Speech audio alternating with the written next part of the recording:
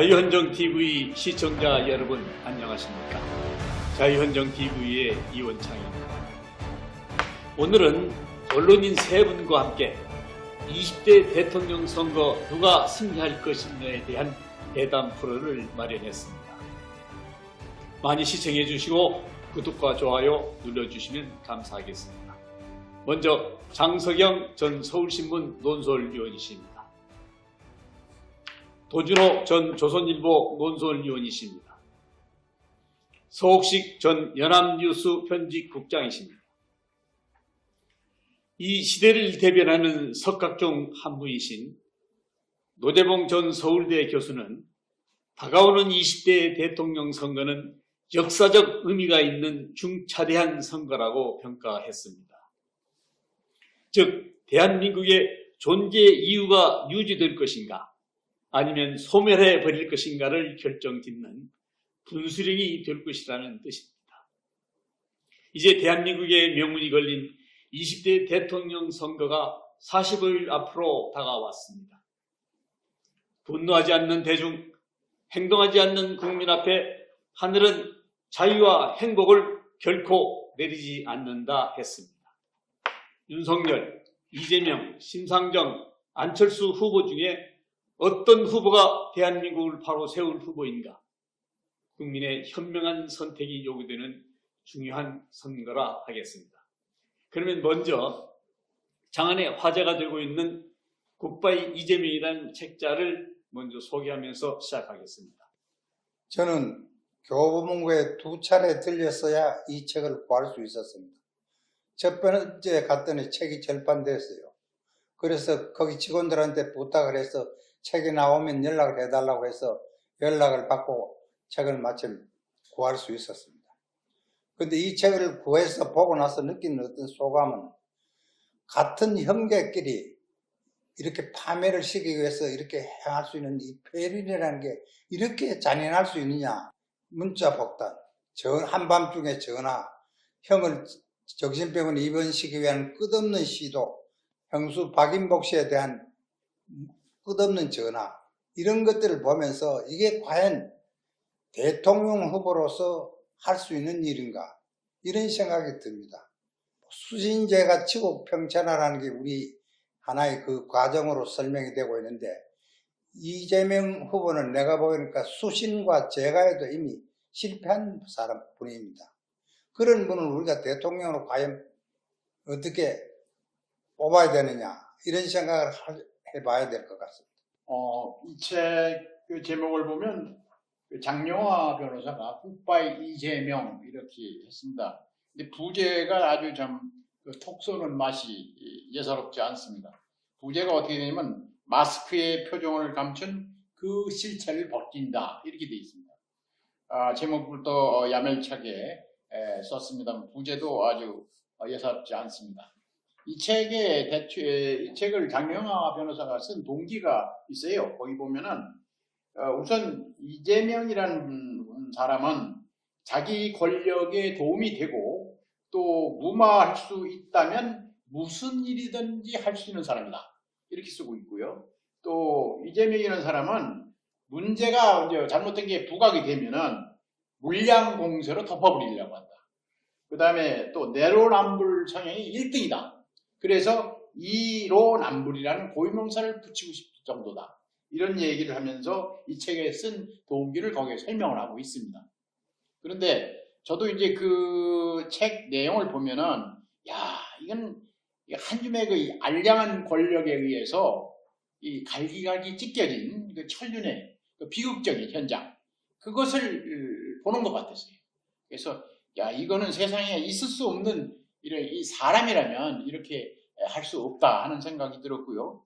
또 그런데 이 장영하 변호사가 말했듯이 거짓말쟁이가 영웅이 되는 세상에 있어서는 안 되겠다, 그런 생각이 들었습니다. 그가 얼마나 많은 거짓말을 했는지는 이 책에서 처음부터 끝까지 잘 표현해 줬다고 그런 생각이 듭니다. 그래서 이 거짓말이 어느 정도의 능란하냐 하면 사과하는 말마저도 거짓말이 되고 있다는 겁니다. 아주 국민으로서는 전혀 이해가 되지 않는 거짓말이 계속되고 있는 것입니다. 그리고 다음에 친형과 형수와 입에 담기 어려운 그 쌍욕 설전이 있지 않습니까? 이것도 자기 모친을 해하기 때문에 형한테 하는 욕이었다고 했는데 나중에 장영화 변호사의 말을 빌리면은 이것도 거짓말이 되었습니다. 혹시 그 쌍욕에 대한 그 내용을 더 좀 설명 한번 해보실까요? 그 입에 담을 수 없는 얘기인데 여기서는 그 이제 굿바이 작업을 장영하 변호사가 할 때 그 바탕이 되는 게 뭐냐면 전과 사범이라는 얘기입니다. 그 무고 및 공무원 검사죠. 검사 자격 사칭을 했고 또 도로교통법 위반이라든가 특수 공무집행 방해 이런 거. 그다음에 뭐 이런 사람이 어떻게 성남시장을 연거푸 2번 하고 또 경기도지사를 하고 이번에 또 대통령 후보로 나왔습니다. 이게 정상인지 이거 일반 사람들은 말이죠. 전과가 하나만 있어도 공직을 하기가 어렵습니다. 근데 어떻게 이렇게 나올 수 있는가? 그리고 형을 정신병원에 입원시키려고 할 때 보건소장한테 이제 지시를 내렸잖아요. 그랬더니 보건소장이 또 형님이 용인에 살기 때문에 자기 관할이 안 해서 입원시킬 수 없다. 이렇게 얘기하니까 입원시킬 수 없는 이야기를 1000가지를 가져와라. 이렇게 시장이 얘기했다. 이건 있을 수 없는 얘기죠. 네, 그리고 여배우 김무선 씨와의 불륜도 자세히 소개되어 있습니다. 사실 김무선 변호인 역을 맡고 있는 장영하 변호사인 만큼 더 자세히 잘 소개가 됐을 줄로 압니다. 이 김무선 씨와는 1년 6개월 동안 거의 동거해 오다시피 했는데 그 뒤에도 계속 얼마나 김무선 씨가 억울하고 분에 사무쳤으면 지금까지도 그러한 문제에 대해서 제기를 하고 있겠습니까? 그 전에 잠깐 제가 말씀드리고 싶은 부분이 소위 전과사범이라는 게 대통령 후보가 전과사범이라는 게 문제가 안 되고 그 자격이 없는 건데도 그걸 버젓이 전과사범을 자기가 무슨 훈장같이 이야기를 하고 있는데 이건 아주 우리 국민들이 이 사람에 대한 판단하는데 중요한 자료가 돼야 됩니다.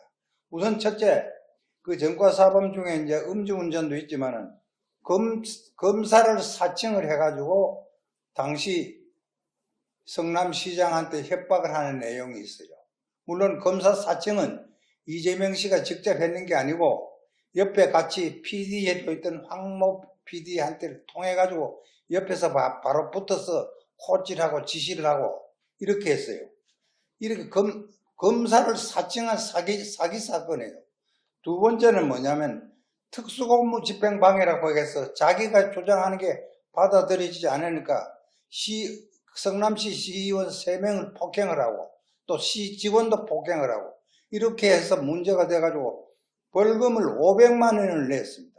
이런 특수공무 집행방해 이런 것도 문제가 되지 않은 우리 사회가 사실은 문제가 있는 겁니다.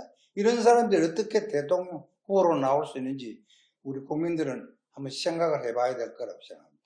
그 앞에서 여러분들이 그 장영하 그 변호사의 책에 대해서는 설명을 했기 때문에 제가 이재명 후보가 직접 쓴 책을 가지고 몇 마디 하겠습니다.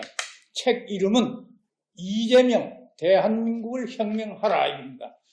이게 이 혁명이라는 건 기본 체제를 타파하고 헌법을 부정하고 뭐 여러 가지 그런 그 모습으로 나타나는 것이 혁명인데 그 제목이 말해주는 것처럼 이재명 후보의 그 이 정체성은 한마디로 그 계급 투쟁론입니다. 그 책에는 분명히 지난 70년 동안 대한민국 건국 이후 자기는 대한민국 건국을 부정하는 사람입니다만은 건국 이후 70년 동안 1%의 기득권 중이 99%의 무산자, 뭐 이 다른 말로 하면 프롤레타리아라 그러죠. 이 사람들을 향해서 이 각종 부를 착취하고 권력을 누리고 그 다음에 뭐 테러, 학살, 만행까지 저지른 사람들이 1%라 이게. 그래서 99%와 1%를 혁명을 통해서 타도해야 된다. 소위 그 마르쿠스 레닌의 그 계급투쟁론을 연상케는 그런 내용입니다. 아주 무시무시한 내용입니다. 그래서 이재명 후보가 최근까지 이야기했던 예를 들어서 이 대한민국이 친일파하고 미국 침략군하고 합작해서 세웠다. 미군은 점령군이다. 사실 미군 점령군이라는 표현은 행정용어고 제네바 협정에도 점령군으로 지칭하도록 나와 있습니다. 왜냐하면 당시 대한민국은 주권이 없는 일본의 식민지였기 때문에 무장 해제를 위해서 주둔해서 그걸 점령군이 맞습니다. 행정용어고 제네바 협정에도 그대로 나오는 용어입니다. 이 무식한 소리를 하고 있는 겁니다. 그 다음에 이런 일전에 올 때 사드 발언 보십시오. 사드는 이 외교, 국방, 안보뿐만 아니라 경제에도 백해무익한 것이기 때문에 자기가 대통령 되면 철회하겠다 그랬어요. 그런데 최근에는 자기가 전에는 이 사드가 도입을 당시에 한 말이고 지금은 사드가 설치되어 있기 때문에 생각이 바뀌었다 하는데 모르겠습니다. 그 다음에 최근에도 이 전시작전권 환수를 무조건 주장했습니다. 이 환수란 표현은 미국이 압수, 빼앗아갔다는 거기 때문에 이걸 환수란 쓰는데 사실은 1950년 6.25 당시 이승만 대통령이 당시 7월 14일 날 도저히 우리는 탱크가 하나도 없고 전투기 하나도 없고 군함 하나도 없고 심지어 소총 하나도 없기 때문에 이 메가더 장군한테 미국에게 이 작전권을 이양한 것입니다. 그래서 그것이 오늘까지 와서 김영삼 정부 때 평시 작전권은 우리가 찾아왔고 그 다음에 이 전시 작전권이 있는 건데 이걸 지금 과거 노무현 때는 2012년 4월 17일 이승만 대통령이 이양한 날짜 7월 14일을 역순으로 계산해서 그런 식으로 했습니다만은 다시 이명박 정부 때 2015년 12월 1일로 늦춰졌다가 박근혜 정부 들어서는 안 된다. 안보 환경이 변했다. 북한이 핵미사일을 개발하고 또 성능을 높이고 하고 있는 판인데 이거 말이 안 된다 해서 지금 이재명 후보는 무조건 무슨 조건이 필요하냐. 그 조건은 한미 국방장관 회의에서 조건이라는 건 뭐냐면 세 가지가 있습니다. 주로 북한의 핵 미사일에 대처를 할 수가 없기 때문에 당장 지금 이양은 불가능하다 이건데 이재명 후보는 당장 무슨 조건이냐? 당장 미국에서 환수를 해야 된다고 이렇게 주장했습니다. 그것뿐만 아니죠. 이 양반 보십시오. 역사 인식이라는 건 카스라 테프트 밀약 1905년에 루스벨트 대통령 때 미국의 테프트 육군 장관하고 일본 총리 카스라고 사이에 맺어진 그것이 이 한일 합방을 가져왔고 다시 이 6.25 대한민국 분단을 가져왔다고 이런 엉터리 역사인식을 합니다. 이건 말이죠. 이 두 사람 간의 이 사견입니다. 이건 밀약이 아닙니다. 이건 국제법적으로 아무런 구속력이나 또는 법적 효력이 없는 겁니다. 설사 있더라도. 그런데 사실 당시 루스벨트나 미국 신문들은 이 밀약의 존재를 사실 부인했습니다. 미국의 테넷이라는 역사학자가 이걸 이 도서관에서 찾아내가지고 밀약이라는 그런 표현을 쓴 것도 아니고 단지 메모란덤이라는 표현을 썼는데 일본 신문들이 밀약이라고 했고 그것이 미국 신문에 크게 보도됐는데 이게 사실은 실체가 없는 겁니다. 이걸 가지고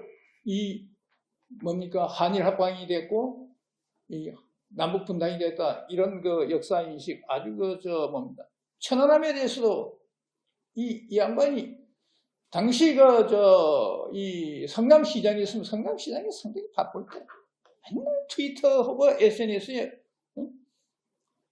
천안함이 자초됐다는 그런 게 미국 잠수함하고 자초가 아니라 그 충돌했다는 그런 논문이 있다. 이런 걸 떡 올려놓고 뭐 이 양반 이 천안함에 대해서 가지는 그 생각이 뭐겠습니까? 이건 북한의 소행이 아니고 미군 잠수함하고 충돌해서 이렇게 했다. 이런 내용 아니겠습니까? 이런 식입니다. 한 번은 또 우리 국군이 그 2014년인가 됩니다. 연천에 그 북한의 이 포탄이 떨어져서 난리가 난 적이 있습니다. 그런데 연천 주민은 한 사람도 포탄 소리를 듣지 못했는데 이건 무슨 소리냐 이런 식으로 해서 자기 그 SNS에 올리기도 한 겁니다. 그때도 성남시장이 바쁠 텐데 맨날 트위터질이나 하고 SNS 그 글이나 올려가지고 북한을 옹호 지지하는 이런 발언만 한 그런 사람입니다.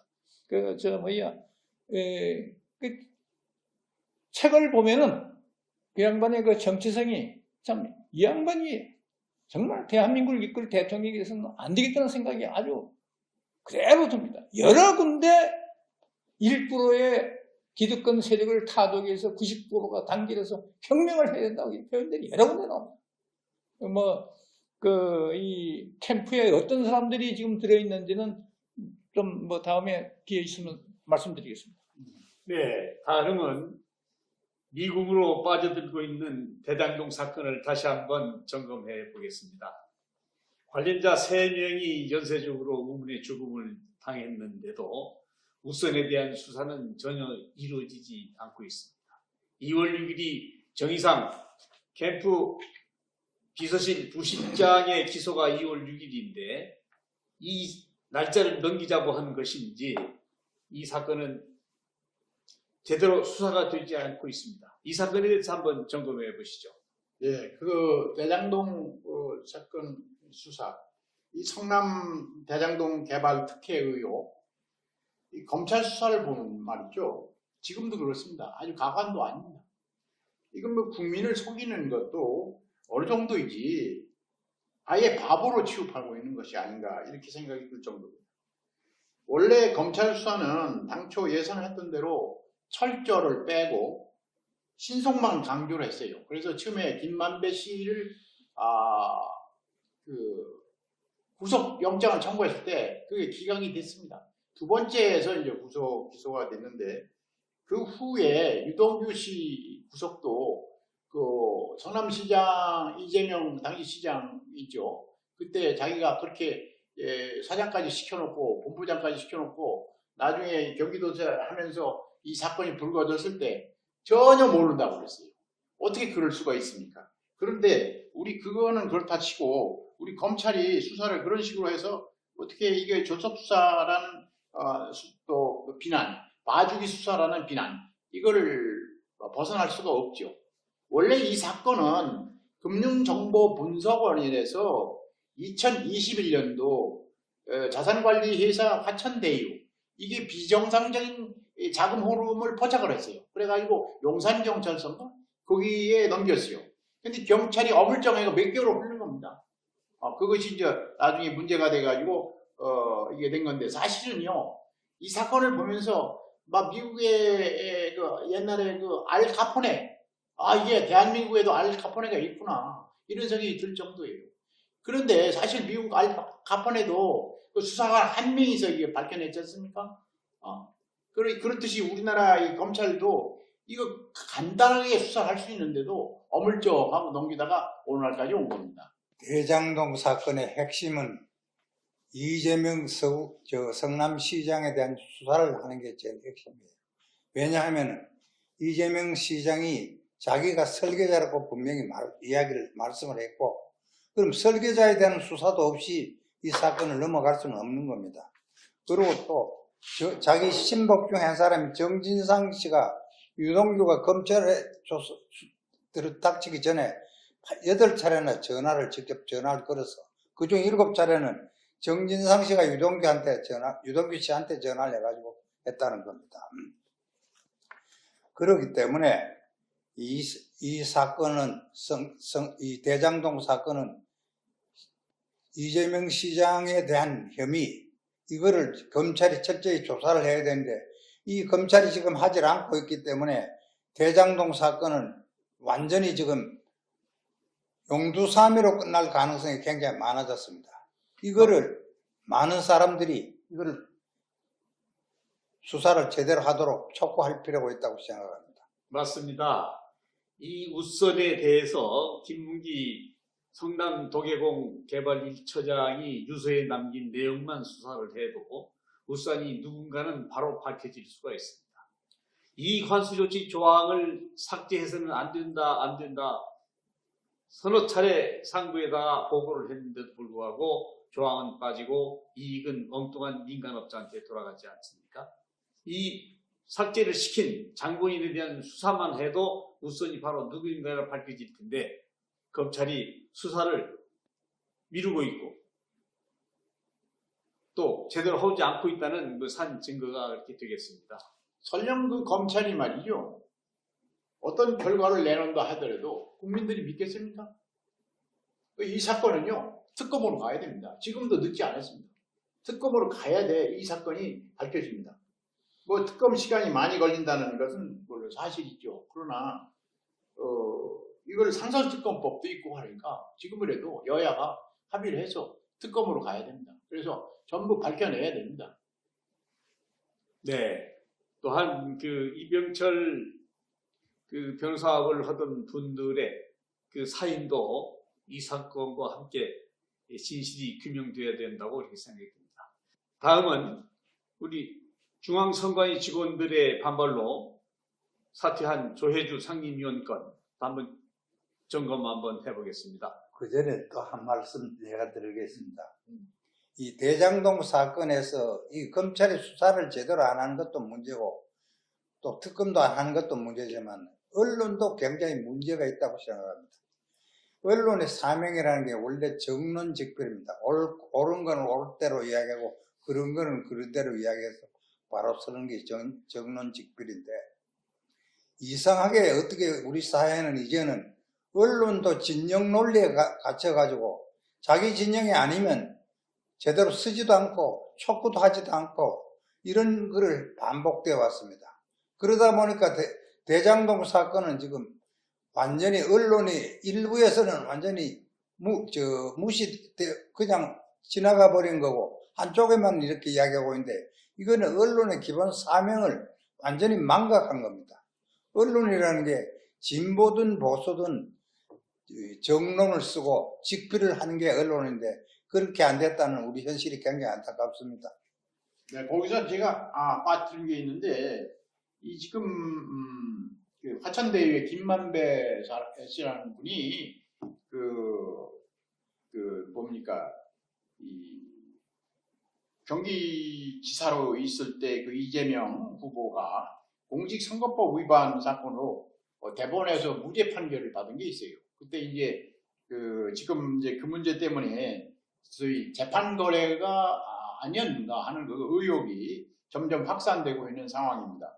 은수미 성남시장에 대한 또 대법원 판결에서 또 그것도 김만배 씨가 재판 거래를 한 거 아니냐라는 그런 의혹이 또 번지고 있습니다. 이 문제도 확실히 밝혀야 될 아주 중요한 사안이라고 저는 생각을 합니다. 이 대선을 불과 지금 3월 9일이니까 뭐 이 2달도 안 남았죠. 그런데 상당히 그 특검이 제대로 집행한 건 문제인데 문제는 아까 그 설계자가 자기라고 스스로 이야기했지만 모든 그 대장동 사건의 그 단계마다 그 인허가 결재권자가 이재명으로 나와 있습니다. 그런데 이 철문벽에 자기가 오히려 수사를 딴 쪽으로 하니까 그 몸통은 자기면서 몸통이 국민의힘 쪽이라고 이런 엉뚱한 소리를 하고 있는 사람이 바로 이재명입니다. 네. 맞습니다. 이제 이재명 후보를 보면 말이죠. 그 말을 들어보면은 그분이 참 교원 영색을 잘한다 이런 생각이 들어요. 저는 어떻게 그렇게 얼굴빛 하나 변하지 않고 계속 거짓말을 하는가. 그리고 조변석계예요. 오늘 아침에 한 말과 저녁에 한 말이 또 달라요. 이런 일이 있었잖아요. 박근혜 대통령, 존경하는 박근혜 대통령이라고 말하고 나중에 뭐라고 그랬습니까? 기자들 앞에 가서 내가 존경한다고 그랬더니 진짜 존경하는 줄 알더라. 이렇게 얘기하는 사람이에요. 그래서 참 대단히 나쁜 사람이다 이렇게 생각이 들고 그 논어에 나오는 공자의 말씀인데 이런 말씀을 했어요. 공자가 듣기 좋게 말하고 얼굴빛이 곱게 말하는 사람. 이것을 이제 교원 영석이라고 하는데 그런 사람 가운데 어진 사람이 드물다라고 얘기를 했습니다. 근데 제가 그 비교를 해서 좀 미안합니다만은 윤석열 후보 같은 경우 보면은 그 논어에 나오는 대로 하면은 그분은 강의 목룰입니다. 강의 목룰. 강직하다. 그리고 굳세다. 그리고 굽히지 않는다. 그런 꾸밈이 없다. 그런 말을 할 때 보면 그렇게 느껴요. 그래서 어느 우리 그 언론이 쓴 그 칼럼에 보니까 윤석열 후보를 곰으로 표현을 했더라고요. 아주 무뚝뚝하면서 그냥 옆도 안 보고 앞으로만 걸어가는 그런 게 대통령 후보로서 좋지 않은가 그런 생각이 들었습니다. 네, 다음은 중앙선관위 2900여 직원들의 항의 반발로 인해서 조혜주 상임위원이 사퇴를 했는데요. 이 부분에 대해서도 한번 알아보겠습니다. 중앙선관위 말씀이 나왔으니까 제가 먼저 말씀드릴게요. 이게 이 직원들이 반란을 일으켜가지고 조혜주 상임위원이 이제 결국 세 번째 사표를 냈다가 대통령께서 아마 사표를 수리를 한 모양입니다. 근데 그 중앙선관위의 1급부터 9급 직원 전원 그리고 전국의 17개 시도 선관위원 지도부 그분들이 지난 20일 날 회의를 했어요. 내부 회의를 해가지고 조상임 의원이 즉각 사퇴를 하고 선관위를 떠나야 한다. 그렇지 않으면은 그러지 않아도 우리가 선관위원이 불공정하다라는 비난을 받고 있으니까 떠나야 된다. 그리고 오늘 아침 조간에 났는데 보니까 이분들이 다시 모여서 이 새로운 상임위원을 선출할 때에 친여 인사를 해서는 안 된다. 어디까지나 중립적인 인물을 임명해야 된다. 이렇게 결의를 했어요. 그래서 상당히 이 문제가 앞으로 우리 대선을 앞두고 중요한 문제가 되지 않을까 이렇게 생각을 합니다. 이번 선관위 사건은 우리 역사적으로 굉장한 의미가 있는 사건이라고 생각됩니다. 선거관리위원회 전체 직원들이 대통령이 지명한 사건을 완전히 거부하고 제대로 해야 된다고 이렇게 주장하는 것은 전례가 없던 일입니다. 그러면 그분들이 왜 그런 주장을 했느냐? 자칫하면 안 그래도 그런데 부정선거라든지 선거 거기에 휘말릴 가능성이 있으니까 자기들이 깨끗하게 하겠다는 것을 분명히 천명을 한 거고 거기에 따라도록 했습니다. 그런 면에서 문 대통령은 이번에 아주 실수를 한 겁니다. 그 조혜주 씨가 사표를 냈을 때 수리를 하지도 않고 그것도 이따가 다시 이 비상임 선거위원으로 다시 임명을 했고 그것도 나중에는 결국 반발하고 선관위 직원들이 전부 반발하니까 중동 순방 가는 비행기 안에서 그걸 이제 받아들이고 이제 이런 어떻게 보면 보기 좋지 않은 모습을 드러내는데 어떻든 그러나 저러나 이번 선관위 직원들의 이거 활동이라든지 반발이라든지 이거는 우리 대통령 선거부터 선거에 하나의 진전을 가져올 수 있는 하나의 계기가 되지 않겠나 이런 생각을 합니다. 네, 다음은 그 더불어민주당이 중국 산동에 대통령 선대본부를 발족했습니다. 이건 어떤 의미가 있죠?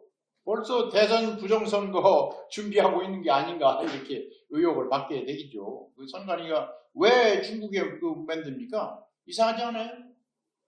이건 뭐 부정선거 준비 중인 증거다 이렇게 말해도 누가 대답하라겠어요? 아니라고. 그 산동은 말이죠. 인천하고 배로 가도 1시간밖에 안 걸려요. 그렇게 가까운 데입니다. 거기 우해라는 도시가 있는데 그 예전부터 그 본진이에요, 거가. 그 선관위가 뭐 공모했다는 그런 증거를 나타낸 게 아닌가. 그리고 그 사람들이 말이죠. 중국인들이 뭐 해외 우리 동포들 투표 때문에 그렇다고 그랬는데 그분들이 한국에 와서 투표해도 누가 알겠습니까? 특히 그 사전 투표는요 2일간 하는데 그 찍고 돌아가도 모릅니다. 한 3시간이면 왔다 갔다 하거든요. 그때 무슨 뭐 신분증 내고 이런 거 없어요. 사전 투표는. 지난번에 총선도 그 4.15 총선부터 지문 인증, 본인 확인 이런 게 없었습니다. 그러니까 당연히 의혹 받고 의심 받을 수밖에 없는 겁니다. 이건 정말 잘못한 겁니다. 예. 지금 그 조선족 이야기가 있었는데 한국에 와서 인터넷 일부 그 보도에 보면은 이 투표를 할 사람들이 약 30만에서 최대 70만까지 된다. 그러면은 뭐 그것이 확실한 사실 보도라면은 뭐 이 과거 뭐 한 40만 표 뭐 내에서 이 당락이 결정된 때도 많았거든요. 그러면은 뭐 70만이 뭐 찍으면 뭐 어떻게입니까? 이쪽은 140만 차이가 나는데 그 뭐 좀 큰일입니다. 그리고 그 산동반도에서 얘기가 오는데 그 이 1시간 그러니까 3시간이면 돼요. 1시간 와가지고 1시간 투표하고 1시간 가고 그건 뭐 기계적인 이야기지만 실제로 사전 투표는 이틀이기 때문에 충분히 와서 할 수 있는 그런 거 있습니다. 지금 그 조선족의 투표는 이번뿐이 아니고 지난 이 4.15 총선에서도 아주 문제가 많이 됐던 그런 일 아닙니까? 그 발대식이 그날 열렸는데 보도에 따르면 그 참석자들이 말이죠. 내가 이재명을 뽑는 이유 라는 뭐 프레카든가 뭐 그런 거 하고 또 이재명이 뭐 한다면 하더라 이런 이유 때문에 자기가 이재명을 뽑는다 그런 걸 주제로 해서 아마 정책 공약 그런 거를 이야기를 좀 나눈 모양입니다. 그러니까 그거 보면은 야 이건 이 의혹을 얼마든지 살 수 있는 그런 그 발대식의 광경이 아닌가 그런 생각이 들더라고요. 그래, 다음은 그냥 지나갈 수가 없는 문제입니다. 문재인 대통령의 해외 순방이 또 물의를 일으키고 있습니다. 56개월간의 52회 해외 순방으로 1회에 200억씩 토탈 1조 원의 경비를 썼다고 이렇게 나와 있습니다. 또한 문재인의 사저 또한 문제가 되고 있는데요. 간단히 한번 점검해 보실까요? 문재인 대통령 해외 그 비행기를 뭐 52회 쭉 갔다고 그러는데 그 56개월간 52회 순방을 하셨다고 그래요. 근데 그 뭐 1회에 한 번 가는데 돈이 200억씩 든다 이런 얘기입니다. 그리고 뭐 대통령께서는 뭐 퇴임 직전까지 아마 다니실 모양인데 뭐 양산 그 통도사 인근 문제도 아방궁 사저다 뭐 이런 말도 많이 나오고 있는데 하여튼 이제 얼마 몇 달 안 남은 임기 동안에 해외에 나가서 무슨 일을 어떻게 하시는지 국가에 이익을 주시는지 그 상당히 궁금한 점이 많습니다. 옛날에 여러분들 되게 뭐 다 아시는 바와 같이 우리 이승만 대통령의 경우 처음에 미국 사령관 비행기 군용기 타고 미국 갔었습니다. 그리고 그 다음에 이제 서독에 그 루프트한자 비행기 서독 비행기 타고 박정희 대통령이 그 차관 얻으려고 가서 우리 광부 가서 일하시는 광부하고 또 간호사 되신 분들 같이 뭐 손잡고 울고 하는 그런 역사도 있습니다. 그때도 루프트한자를 독일 서독 수상이 대통령이 제공해준 그 비행기 타고 갔습니다. 그 비행기가 말이죠. 또 그때 대통령 전용기도 아니기 때문에 외국에서 주워서 타고 갔는데 그때 그 외무장관이 좀 생각하는데 외무장관께서 뭐라고 하냐면 그 유럽에 상당히 그 파워가 있는 나라는 영국하고 프랑스다. 그리고 이번에 가시는 길에 영국과 프랑스도 가시죠라고 했더니 박정희 대통령이 뭐라고 그랬는지 아십니까? 아니 내가 지금 돈 없어 남의 비행기 빌려 타고 가는 사람이 무슨 거기 놀러 가느냐. 나는 지금 독일 가서 이 고속도로 뚫을 돈만 구하면 된다. 이러고 그냥 오신 겁니다. 근데 우리 대통령들 그동안 역대 대통령 그다음에 이제 공군 1호기 그거를 우리가 전용기를 만들어서 대한항공이나 아시아나항공 타고 이제 다니시고 그랬는데 요번 비행기는 또 새로 만든 거랍니다. 그래서 뭐 자기 대통령이 아마 지금 시승을 하셔야 되는데 얼마나 급하신지 지금 문 대통령이 한번 타고 외국에 가셔가지고 뭐 무슨 좋은 일 하시겠다고 그러는데 또 뭐 저기 이쪽에 가서 중동 나라 어느 나라는 왕세자가 뭐 저기 딴 거 하느라고 우리 대통령 면담도 안 하고 이런 또 아주 그 외교 참사가 일어나는데 참 아주 걱정스러워요. 이런 때는 나라가 지금 코로나에 지금 오미크론 때문에 지금 뭐 숫자가 확진자가 하루에 6,000명, 7,000명씩 늘어나고 있고 또 대선도 앞두고 있고 또 북한에서 지금 ICBM이라든가 막 이걸 쏠 그런 움직임도 보이고 있고 또 지금까지 뭐 미사일 금년 들어서 봤을 때 4차례나 했지 않습니까? 근데 우리 NSC 열려도 대통령께서 외국에 가 계시니 옛날에 보면 말이죠. 자기 집 불나면 무조건 모든 거 다 집으로 뛰어옵니다. 근데 뭘 그렇게 큰 일을 하신다고 외국 가서 다녀오시는지 그것도 이해가 안 갑니다. 그 특히 이번 그 중동 순방에서 좀 웃기는 일이 생겼죠. 이 예멘 반군이 문재인 대통령이 방문하고 있는 아랍에미리트에 대해서 드론 공격을 했습니다. 그런데 지금 가기 전에 북한이 금년도로 4차례 미사일을 쏘면서 그 중에 2개는 하나는 마하 5, 하나는 마하 10. 그러니까 음속보다 5배, 10배 정도 더 이 속도가 빠른 그런 미사일 시험 발사를 했는데 이건 뭐 기존에 우리 한국군에 배치된 패트리어트는 물론이고 성주에 배치된 사드 가지고도 좀 어렵다는 거 아닙니까?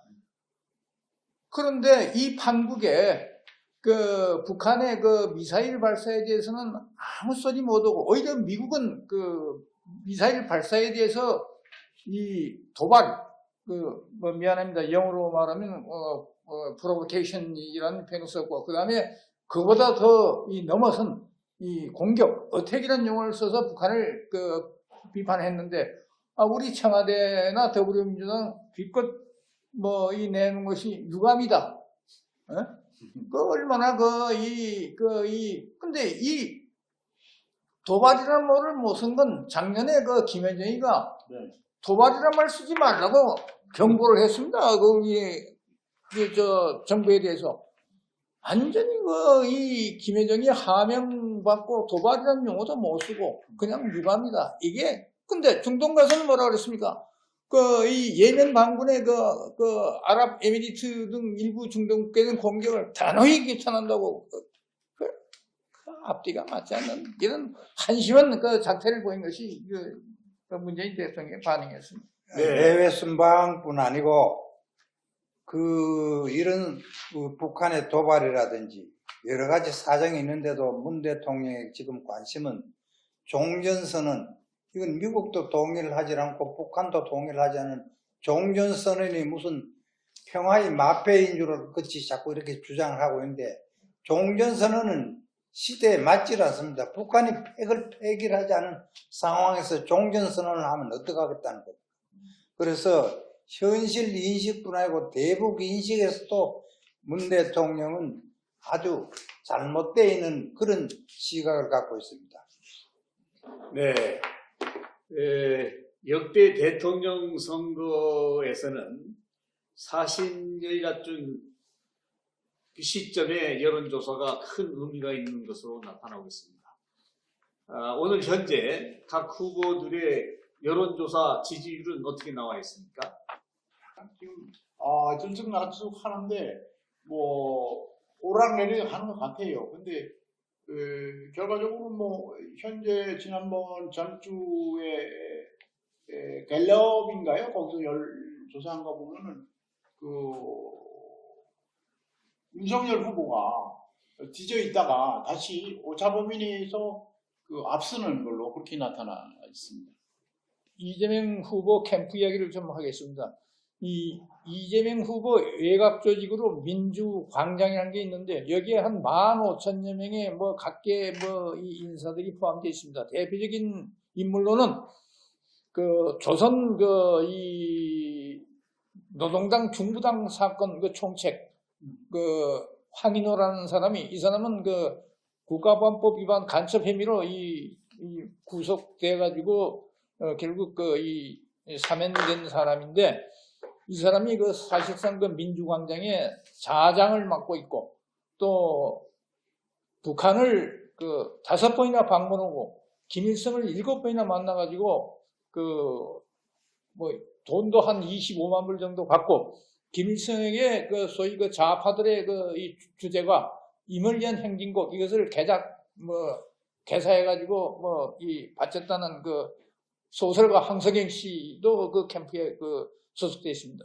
그뿐만 아니라 이재명 후보 캠프에는 고문치사, 고문으로 사람을 죽인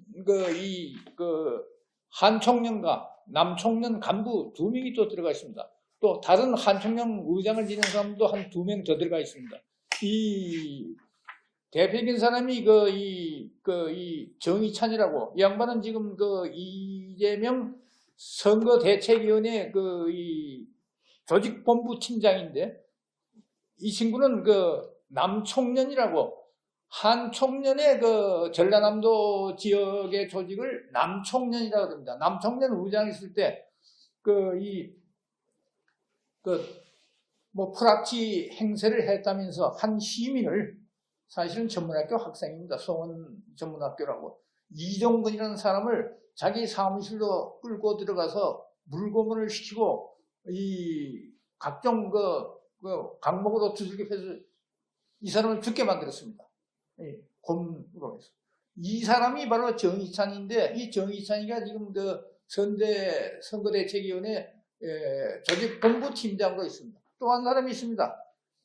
광현이라는 사람인데, 이 사람은 이 경기 농수단 진흥원장 출신인데, 이 사람도 이 한총련 의장으로 있을 때 이석이라는 사람, 이 사람은 선반 용접범입니다. 이 사람이 또 경찰 프락치라 해가지고 고문시켜줄, 직접 강현이가 직접 고문시킨 건 아니지만, 당시 강현 밑에 있는 사람들이 이를 고문시켜 주게가지고 강현한테 직접 상급자니까 보고 다 하고 책임지고, 그래서 이 사람도 관련이 돼서 이 유죄 판결까지 받고 풀려난 사람입니다. 이 2사람이 지금 들어가 있고, 그 밖에 이 경기 동부연합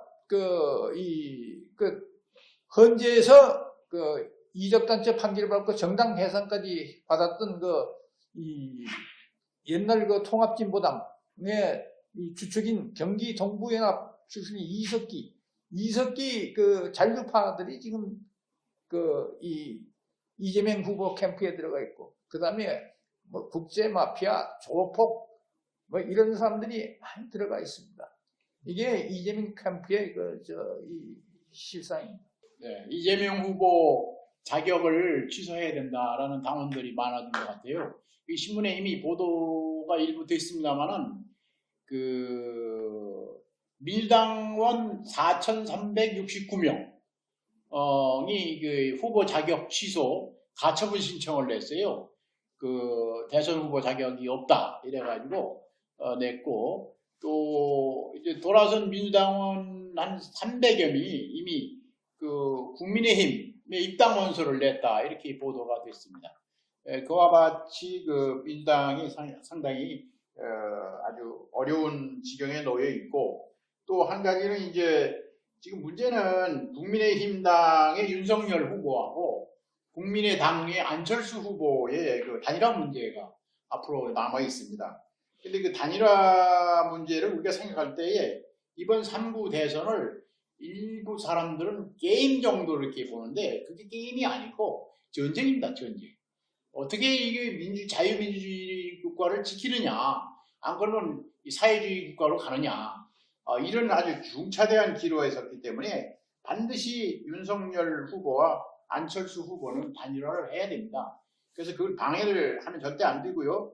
대개 보면은 어떤 사람들은 3자 필승론을 주장합니다. 세 사람이 나와도 된다, 뭐 이렇게 생각하는 사람, 그건 3자 필패입니다. 필패.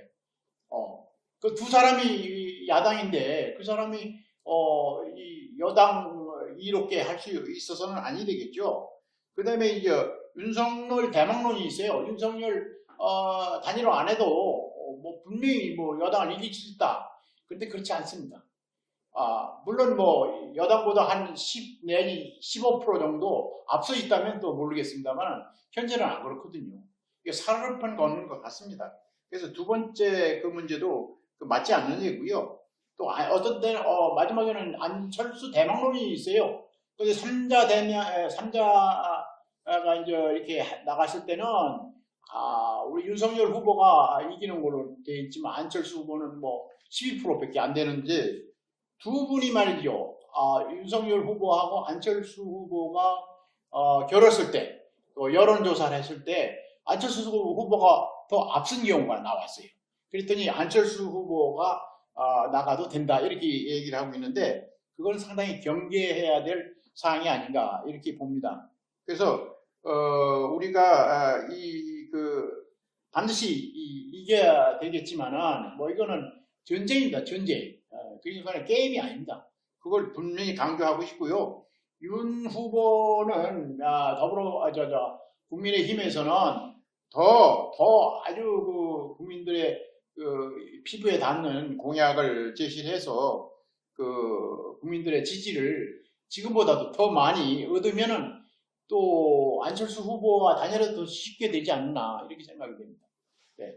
그 두 사람을 놓고 윤석열 후보, 안철수 후보 두 사람을 놓고 적합도를 조사하는 그건 상당히 문제가 있다고 보입니다. 왜냐하면은 거기는 이제 이재명 후보가 빠지고 두 사람을 놓고 누가 적합하냐? 거기는 소위 이재명 그 후보를 지지했던 사람들 또는 좌파 인사들이 대거 안철수 쪽으로 몰려서 찍게 된다. 적합도 조사는. 그러니까 적합도 조사가 높게 나옵니다. 그렇죠. 네.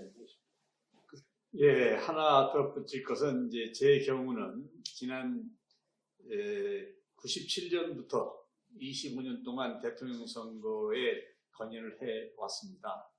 그런데 이번 선거에서처럼 후보가 자격 미달인 후보는 처음 보는 것 같아요. 어떻게 이런 후보가 끝까지 후보 교체 없이 마지막까지 갈 수 있는지, 또 이를 지지하는 정당, 또는 이를 지지하는 국민들, 또 특히나 TV에 나와서 이를 지지하는 패널들의 얼굴을 보면 도대체 자식들 앞에서 어떻게 떳떳하게 나와서 이 후보를 지지할 수 있을 것인가, 자, 의문이 있을 정도입니다. 이번 대선은 이러한 그 양심 세력 대 비양심 세력의 대결이 아닌가. 물론 2030 간의 세대 간 대결도 되겠습니다만은 대한민국 국민이 얼마나 도덕성을 갖추고 얼마나 자식들 앞에 떳떳할 수 있는가를 증명해 볼 수 있는 선거가 아닌가, 뭐 그런 생각을 갖습니다. 이번 대선에서 우리가 반드시 명심해야 될 사항은 어느 후보가 우리 안보를 제대로 지킬 수 있는 후보냐.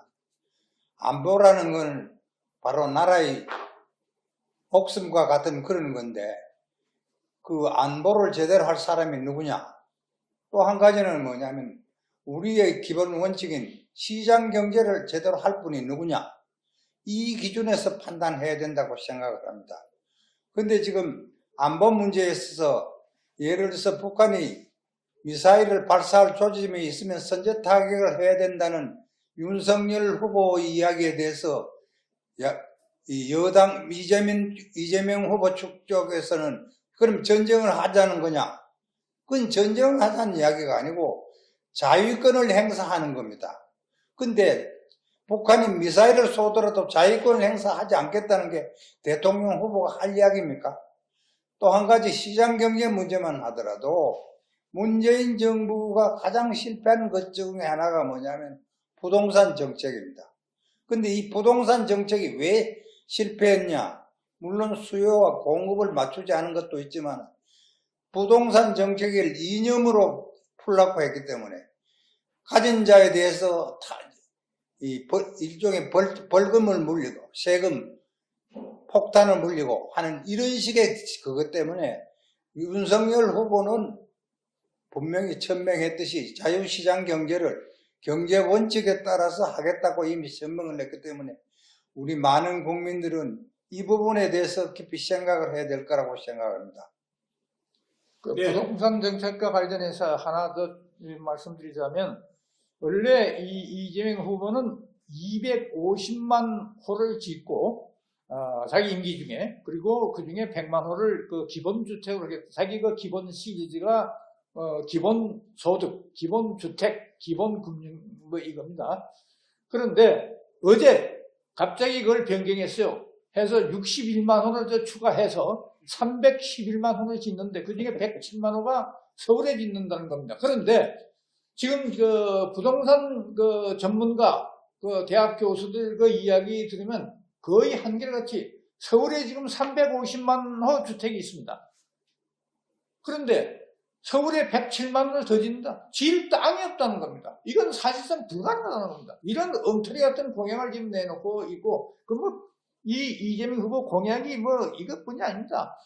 청년수당, 장년수당, 중년수당, 그 다음에 청년수당을 7세까지를 18세까지 높여가지고, 청년 기본소득, 심지어 연예인, 문화인, 소득, 연 100만 원 정도. 거기에다가 뭡니까?